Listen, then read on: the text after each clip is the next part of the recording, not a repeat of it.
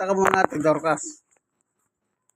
Sa pagkain narito, salamat o Diyos sa iyo. Mabuti ka't dakila, Diyos na mapagbigaya. Amen.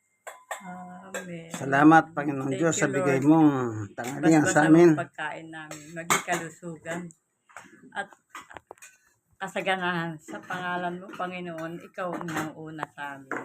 Amen. Amen.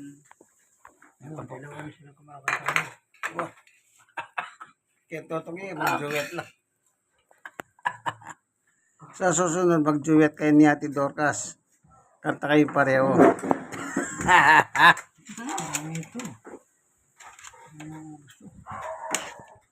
Sige.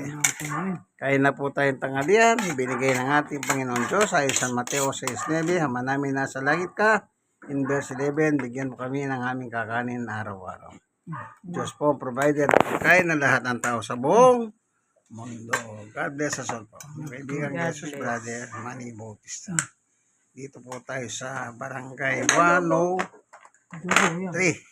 Zone 8, District 1, Tondo, Manila.